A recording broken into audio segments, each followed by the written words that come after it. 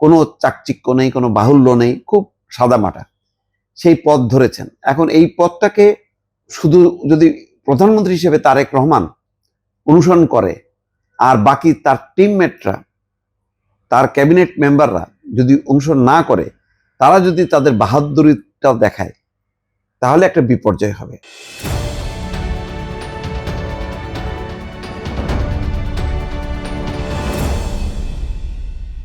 সরকারের দায়িত্ব নেওয়ার সাথে সাথে তারেক রহমান কিন্তু আগুনের উপর পা দিয়েছেন এবং একটা চিকন সুতার উপর দিয়ে হাঁটতে শুরু করেছেন।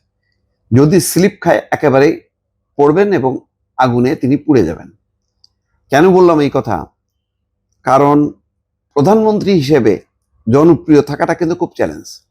শেখ হাসিনা দেখছেন যে এটার কোনো জনপ্রিয়তার কোনো ধারে কাছে ছিল না। মানুষের মধ্যে রাগ, ক্ষোভ শুধু না, ঘৃণা পর্যন্ত জন্ম নিয়েছিল, কিন্তু শেখ হাসিনা এগুলি পরোয়া করেনি। এখন তারেক রহমান দেখেন, সে কিন্তু তার মায়ের যেই পথ, সেই পথটাও তিনি কি বলবো অতিক্রম করেছেন বা এড়িয়ে চলছেন। সেটা কি? ভিভিআইপি প্রোটোকল তিনি নিচ্ছেন না। মাত্র 4টা গাড়ি। আগে যেখানে অ্যাম্বুলেন্স সহ 12 থেকে 14টা গাড়ির বহর যেত, 4টা গাড়ি মাত্র তার সাথে। তারপরে ওই যে রাস্তার দুই পাশে পুলিশ থাকা, রাস্তা বন্ধ করা, সেগুলো তিনি নেবেন না এবং বন্ধ হয়ে গেছে। তিনি সিগন্যাল মেনে মেনে তিনি চলেছেন।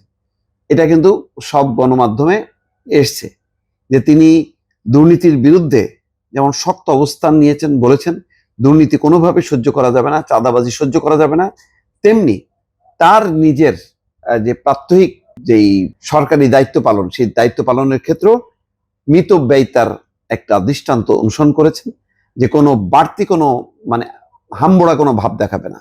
এটা বোঝা যায়। গত 17 বছর তিনি লন্ডনে জীবন কাটিয়েছেন।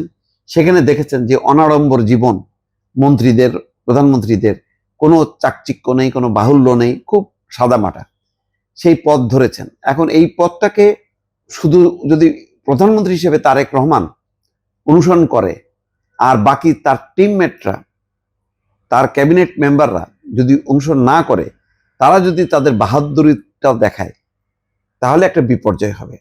সুতরাং তারেক রহমানের নিজের সেই অনাড়ম্বর সিম্পল চলাচল যতটুক না হলেই নয়, সেটাকে যেমন মানে মনে রাখা, এবং একই সঙ্গে দেখেছেন যে তিনি শনিবারও অফিস করছেন। তার মানে কাজের গতিটাও তিনি বাড়াচ্ছেন। অনেকগুলো চ্যালেঞ্জ নিয়েছেন, বলেছেন যে এই ঈদের আগেই ফ্যামিলি কার্ড যতটুকু সম্ভব চালু করবেন, কৃষক কার্ড চালু করবেন, তারপরে 6 মাসের মধ্যে খাল খনন, বৃক্ষরোপণ, এই কাজগুলি তিনি করবেন। দৃশ্যমান কিছু কাজ যে করবেন এই ব্যাপারে কোনো সন্দেহ নেই। আপাতত আমার মনে হয় না যে প্রথমে নির্বাচনী প্রচার অভিযানে এটা নিয়ে অনেকে টিটকারি মস্কারা করলেও এখন সবাই কিন্তু বুঝতে পারছেন যে না, তারেক রহমান এগুলি ইমপ্লিমেন্ট করবে। কারণ এটা কম না, কিন্তু ভিভিআইপি প্রোটোকল বাদ দিয়ে মাত্র 4টা গাড়ি নিয়ে সিগন্যাল মেনে মেনে চলা, দেখা গেছে যে 40 মিনিট লেগেছে সচিবালয়ে আসতে। এখন অবশ্য তিনি যদি তেজগাঁয় প্রধানমন্ত্রীর কার্যালয়ে বসেন, তাহলে তার গুলশান থেকে আসতে বা যমুনা থেকে যেতে অত সময় লাগবে না, খুব দ্রুতই তিনি সিগন্যাল মেনে পৌঁছতে পারবেন। তারপরেও তো সিগন্যাল মানছেন, রাস্তার দুই পাশে পুলিশ থাকছে না, মানে পথচারীদের কোনো ভোগান্তি হবে না, এই কারণে যে রাস্তা আটকানো হবে না। ওই সচরাচর অন্য গাড়িগুলি যেভাবে যাবে তার গাড়িটাও যাবে। এটা একদিক দিয়ে ঝুঁকিপূর্ণ। বাংলাদেশের মতন দেশে যেখানে নিরাপত্তার ঝুঁকি অত্যন্ত বেশি, সেই জায়গায় তারেক রহমান এই ঝুঁকিটা নিয়েছেন।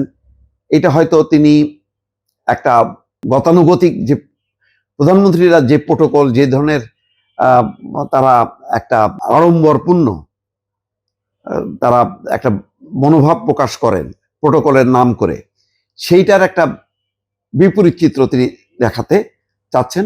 এবং বাংলাদেশে এটা যদি তিনি একবার স্থাপন করেন, এটা একটা দৃষ্টান্ত হবে। কিন্তু সমস্যা হলো এটাই যে প্রধানমন্ত্রী একরকম ভাবে চলাচল করবেন, জীবনযাপন করবেন, মিতব্যয়িতা দিকে ঝুঁকবেন, কিন্তু তার পুরো টিম করবেন কিনা, এটাই হলো বড় চ্যালেঞ্জ। কারণ পুরো টিম সহ যদি প্রধানমন্ত্রী যদি অগ্রসর না হন, তাহলে কিন্তু বিচ্ছিন্নভাবে সফল হওয়া যাবে না। এই জন্যই বলছি যে এখন কিন্তু ক্ষমতার সেই চিকন দড়িতে তিনি হাঁটতে থাকবেন, আর পিছনে নিচে থাকবে হচ্ছে মানে আগুন।